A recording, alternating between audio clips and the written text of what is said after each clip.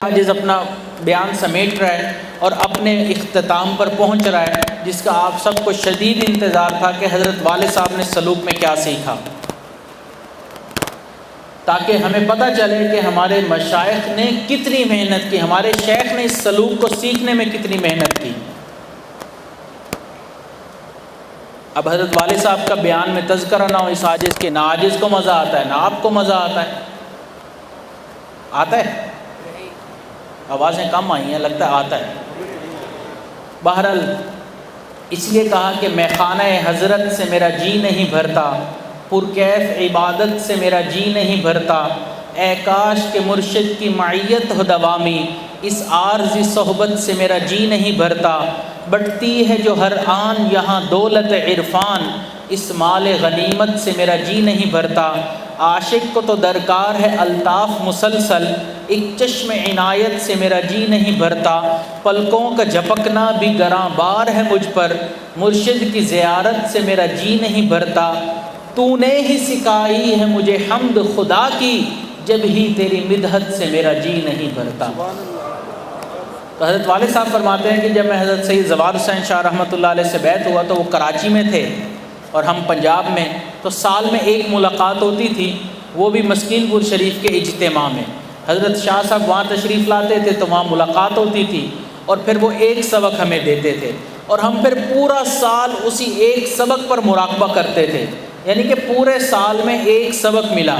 فرماتے ہیں کہ بستر کے اوپر لیٹنا یہ تو شادی کے بعد نصیب ہوا، جب ہم شادی سے پہلے کنوارے تھے، شادی نہیں ہوئی تھی، پوری رات مصلے پر مراقبے میں ہی نیند پوری کرتے تھے اور سلوک میں ہی بیٹھے رہتے تھے۔ یونیورسٹی کے ٹائم میں بھی یہی ترتیب تھی، اتنا مراقبہ کرتے ہیں۔ فرماتے ہیں یونیورسٹی میں جب چھٹی کا دن ہوتا تھا، اتوار کا دن، تو ہم دعا کرتے تھے کہ یا اللہ آج چھٹی کا دن ہے، میں مراقبہ کرنے کے لیے بیٹھ رہا ہوں، تو اب یہ دعا ہے کہ کوئی تنگ کرنے والا نہ آ جائے، کوئی رشتہ دار نہ آ جائے، کوئی دوست نہ آ جائے۔ اور اس کے بعد فرماتے ہیں کہ میں 3 گھنٹے بغیر ہلے مراقبہ کیا کرتا تھا، یعنی کہ اپنے جسم کو حرکت نہیں دینی، تاکہ میرے جسم پر اور نفس پر میرا کنٹرول ہو۔ مجاہدے میں آئے گا تو یہ نفس کنٹرول میں آئے گا۔ 3 گھنٹے میں مراقبے میں اس طرح بیٹھتا تھا۔ تو ایک دن میں نے پوچھ لیا اگر 2 گھنٹے اور 59 منٹ پر انگلی ہل گئی تو پھر کیا کرتے تھے؟ فرمایا پھر دوبارہ 3 گھنٹے کیا کرتا تھا۔ تو اتنا مجاہدہ کر کے ابتدائی اسباق میں فرمایا کہ ہم محنت کرتے تھے۔ تو 10 سال حضرت شاہ صاحب سے بیعت رہے، اور حضرت شاہ صاحب رحمۃ اللہ علیہ سے ان 10 سالوں میں صرف 12 اسباق طے ہوئے، بلکہ ایک مرتبہ حضرت سید زوال حسین شاہ رحمۃ اللہ علیہ نے اپنے شیخ حضرت خواجہ محمد سعید رحمۃ اللہ علیہ کے فرزند ارجمند سے فرمایا کہ جھنگ کا ایک نوجوان ہے جس کا نام ذوالفقار احمد ہے، اس کو میں جو سبق دیتا ہوں میں سبق بعد میں دیتا ہوں، اس کے اوپر اس سبق کی کیفیات پہلے سے وارد ہو چکی ہوتی ہیں۔ تو حضرت شاہ صاحب کی جب وفات ہوئی تو اس وقت مشاربات کے اسباق چل رہے تھے، تو حضرت مرشد عالم رحمۃ اللہ علیہ کو بتایا تو انہوں نے فرمایا کہ حضرت شاہ صاحب ایک کامل بزرگ تھے، چاہیے تو یہ کہ جہاں تک انہوں نے اسباق کروا دیے میں اس کے آگے کرواؤں، لیکن یہ مشاربات کے اسباق اور تحلیل کے اسباق اہمیت کے حامل ہیں، تو میں چاہتا ہوں آپ نفی اسباق کے اسباق دوبارہ سے شروع کریں۔ تو حضرت والد صاحب کو انہوں نے 8ویں سبق سے دوبارہ اسباق طے کروائے اور 35 تک لے گئے۔ جب 35 اسباق مکمل ہو گئے تو حضرت مرشد عالم رحمۃ اللہ علیہ نے پوچھا اب کیا کرنا ہے؟ عرض کیا کہ حضرت دوبارہ مجھے اسباق طے کروا دیں۔ تو حضرت مرشد عالم سے دوبارہ اسباق طے کیے، تو 2 مرتبہ اسباق طے کیے۔ تو اس عاجز نے پوچھا کہ دوسری مرتبہ طے کرنے کا کیا فائدہ ہوا؟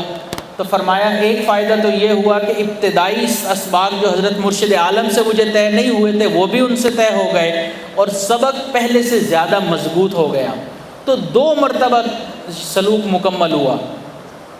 بلکہ حضرت مفتی احمد علی صاحب رحمۃ اللہ علیہ فیصل آباد والے وہ فرماتے تھے، انہوں نے بتایا کہ حضرت مرشد عالم رحمۃ اللہ علیہ نے فرمایا تھا کہ ایک موقع پر کہ میرے 3 خلفاء ایسے ہیں جنہوں نے اسباق اور سلوک میں کمال حاصل کیا جو کسی اور نے نہیں کیا، ایک حافظ ذوالفقار احمد نے، دوسرا حضرت شیخ وجیہ الدین نے، اور تیسرا فرمایا حکیم عبداللطیف صاحب نے۔ فرمایا انہوں نے مجھ سے اسباق سیکھے اور سلوک میں کمال حاصل کر لیا۔ ایک مرتبہ حضرت مرشد عالم رحمۃ اللہ علیہ کے پاس ایک شخص آیا کوئی ذکر قلبی کے بارے میں پوچھنے کے لیے، تو حضرت شیخ صاحب رحمۃ اللہ علیہ، حضرت شیخ وجیہ الدین صاحب اور حضرت والد صاحب بیٹھے تھے، تو حضرت مرشد عالم رحمۃ اللہ علیہ نے اس کے جواب میں فرمایا کہ اس وقت ان دونوں کے دل اللہ کی یاد سے جاری ہوئے ہیں۔ تو شیخ کی تصدیق بھی تھی۔ کہنے والے نے کہا کہ عشق کو پی جا، عشق اتار اندر، تو باقی نہ رہے، رہے بس یار اندر۔ ابھی یہ چند دن پہلے کی بات ہے، اس عاجز نے پوچھا کہ یہ بتائیں کہ اب آپ اس عمر میں اس وقت بھی اپنے اسباق کی دہرائی کرتے ہیں یا نہیں کرتے، کیا ترتیب ہے؟ فرمایا بچہ اس وقت اس عمر میں بھی روزانہ اپنے 35 اسباق میں کرتا ہوں، روزانہ کی بنیاد پر 35 اسباق پر مراقبہ کرتا ہوں۔ آج تو ہکا بکا ہی رہ گیا کہ ہم سے تو مراقبہ نہیں ہوتا، وہ روزانہ 35 اسباق پر اب بھی مراقبہ کرتے ہیں۔ اس لیے عرض کیا کہ عشق کرنے کا ارادہ بالکل نہ تھا، بخدا عشق ہو گیا تمہیں دیکھتے دیکھتے۔ تو اس لیے یہ سلوک سیکھنا پڑتا ہے، جب سیکھیں گے نہیں تو آگے سکھا بھی نہیں سکتے۔ جب سیکھا نہیں ہوگا تو آگے کیا سکھائیں گے؟ جب خود نہیں پتہ اسباق کا تو آگے کیا لوگوں کو تلقین کریں گے؟ تو حضرات خلفائے کرام سے گزارش یہ ہے کہ جہاں لوگوں کو نسبت اس سلسلے میں بیعت کرتے ہیں، ابتدائی اسباق بتاتے ہیں، وہیں اپنے سلوک کو مکمل کرنے کی بھی فکر میں رہیں۔ یہ نہیں کہ اب اجازت مل گئی لہٰذا میرا کام ہو گیا، اب اسباق کی کیا ضرورت ہے؟ یہ اسباق لینا جس طرح ایک ذمہ داری ہے، خود مراقبہ کرنا، سلوک میں آگے بڑھنا، اسی طرح سلوک کو بحفاظت آگے پہنچانا بھی ذمہ داری ہے۔ شیخ کے جانے کے بعد پھر کوئی سلوک نہیں سکھاتا ہے، پھر اس وقت ادھر ادھر گھومتے پھرتے رہتے ہیں، کوئی سلوک سکھانے والا مل جائے پھر ملتا نہیں ہے۔